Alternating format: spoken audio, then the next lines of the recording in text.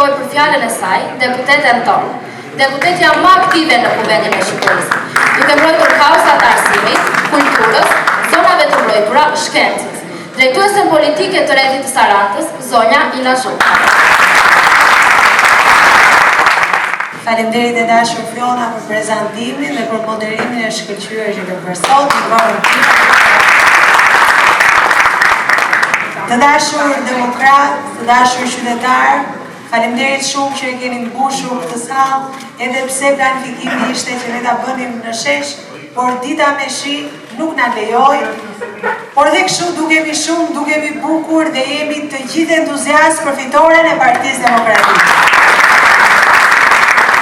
I nderuar zoti Lapa, drejtues politik i Partisë së Lirisë për qarkun e Vlorës, i nderuar zoti Vogli, kryetari i Partisë Republikane për Sarandën, i nderuar zoti Vasili, drejtues i PPD-s për Sarandën, të nderuar kryetar Farudin, Shpëtim, Gersi, Shpëtim, se kemi 2 kryetar në Shpëtim, i dashur miku im Andi, përfaqësuesi një nga departamenteve më interesante të Partisë Demokratike, por me kënaqësi do të them që pjesë e atij departamenti kemi djemë dhe vajza të shkëlqyer nga Saranda, si Brian Romani, Sofotiça Kalli, Anita Gumeni, Skerdi Muço, se ne tregojmë që jemi një qytet që kohon dera.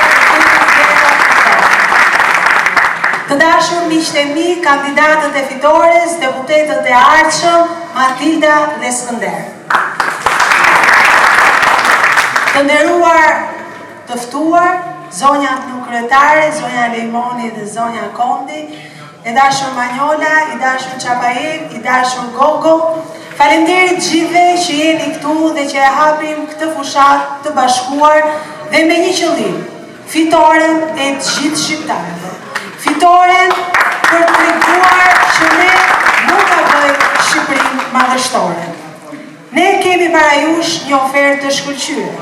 Kemi në fakt 12 kandidatë të listës hapur, këtu sot na është bashkuar dhe Mario Runa, faleminderit që ka ardhur.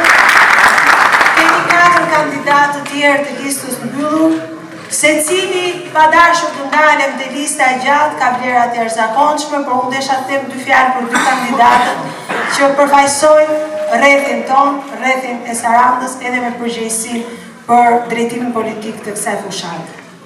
Matilda Shqyrku e ka treguar veten që nuk lufton për një mandat deputeti.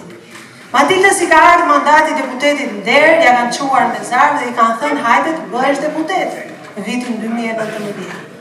Dhe Matilda nuk e ka pranuar, sepse nuk do thjesht jetë një deputete aty në kurrisë demokrate, por do të jetë përfaqësuesja juaj, do të jetë një deputete e mazhorancës dhe do që premtimet e saj t'i bëjë realitet në shërbim të qytetarëve. Dhe kjo është pika e saj e fortë për të cilën ne u bindur që do ta vlerësojmë. Matilda në profesion është avokate, por ka zgjedhur politikën dhe nuk e ka ushtruar profesionin. Por jam e bindur që do të jetë avokatja juaj në Parlamentin e Shqipërisë. Kandidati tjetër është i nderuari miku im Skënder Muço.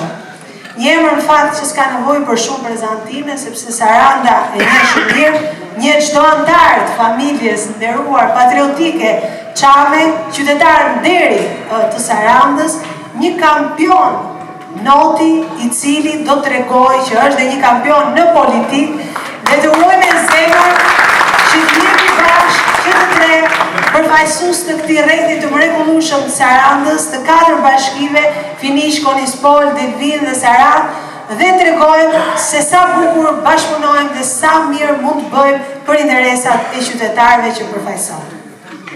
Qartësisht nuk ka pse t'i krahasoj me kandidatët përballë, sepse ata flasin vetë. Çdo gjë që nxjerrin nga goja e kanë një prallë të madhe, e kanë një çudi, unë po t'i marr me emër, do t'i ngri, sepse realisht ne besojmë në marketing që nuk ka reklam të keqe, kështu që po i lënë në anonimatin e tyre, pa i përmendur emrin, sepse ne kemi kandidatët fitues dhe kaq mjafton.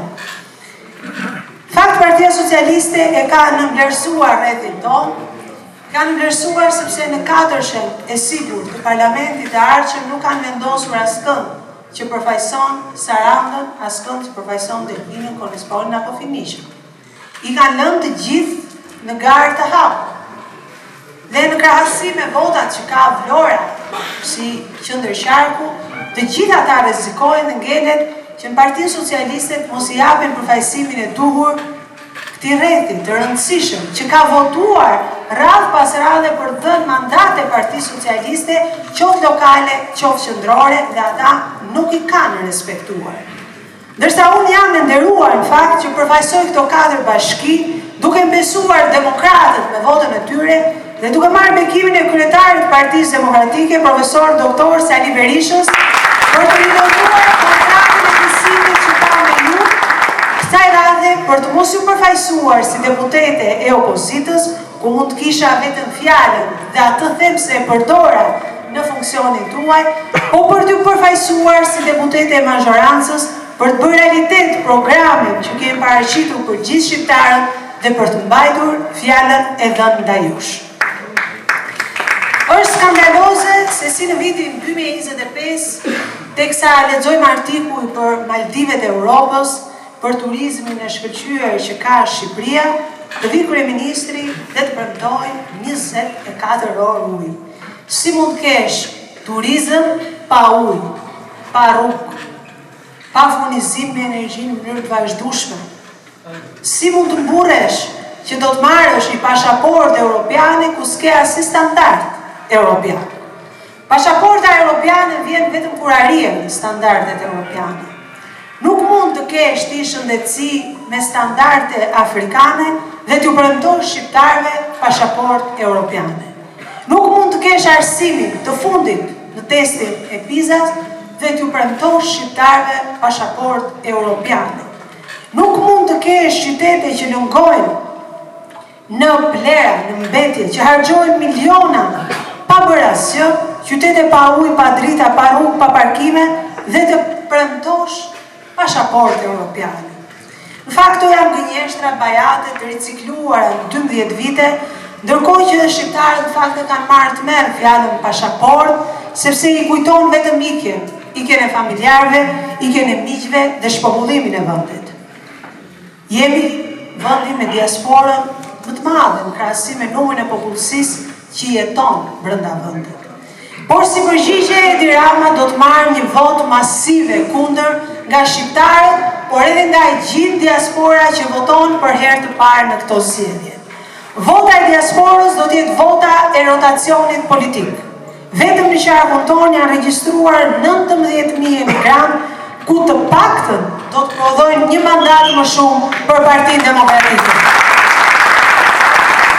Koalicioni Partia Demokratike Aleanca e Shqipërisë Madhështore shkon me bindjen e plot në këto zgjedhje që minimumi që pretendojmë është barazimi 6-6 në qarkun e Vlorës, ku fal votës tuaj dhe votës diasporës të çojmë të dy përfaqësuesit tanë të rrethit tonë si deputet në Kuvendin e Shqipërisë.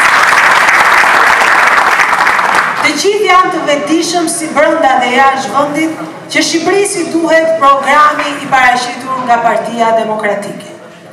Partia Demokratike ka një plan për turizmin, ku përfitojnë qytetarët, ku përfitojnë ekonomitë familjare, bizneset e vogla dhe bizneset e mesme, ku plazhet janë për gjithë, ku nuk favorizohet turizmi i vilave private të oligarkëve, teksa rrëmbejnë tokën e banorëve.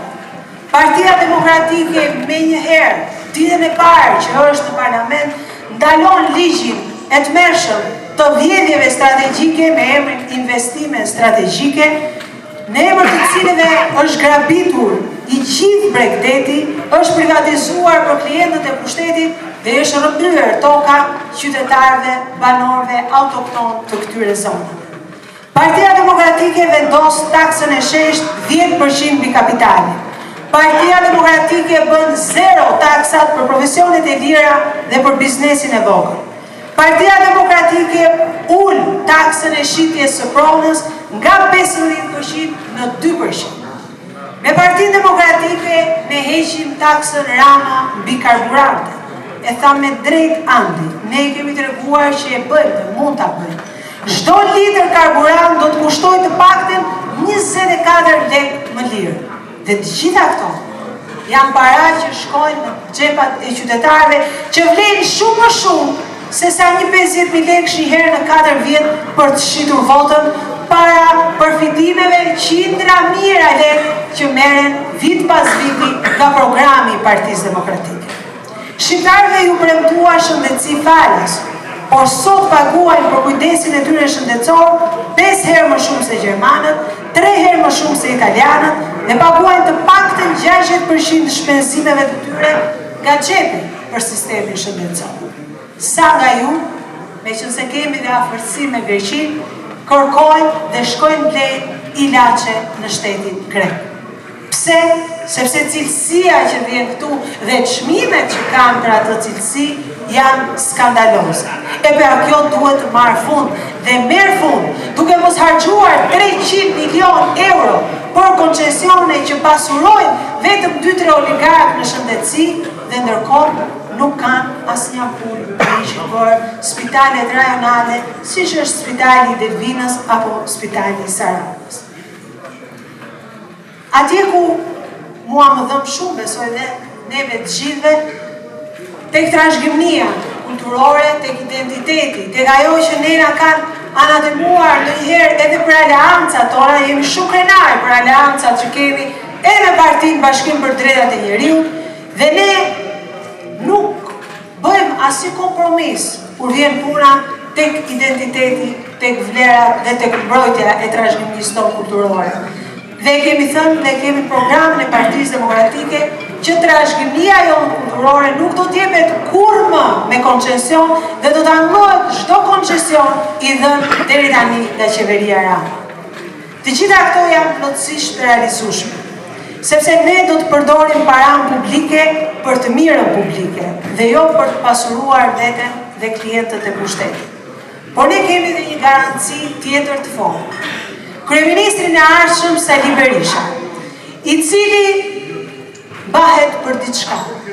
Nëse Sali Berisha të thotë një fjalë, ajo fjalë është ashtu siç e thotë. Nuk ka shqiptar sot që mund të dalë dhe të thotë që ma tha ndryshe më gënjeu apo nuk e bëri Sali Berisha.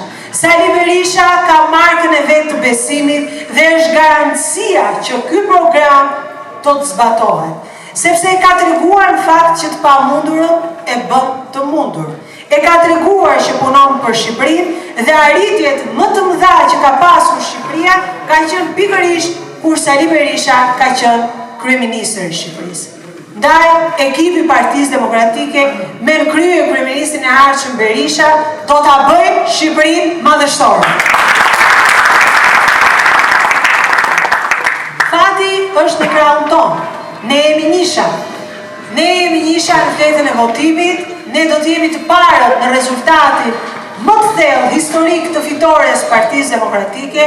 Shqiptarët do të votojnë numrin 1 sepse kanë prioritetin themelor Shqipërinë. Njëshi për njëshat.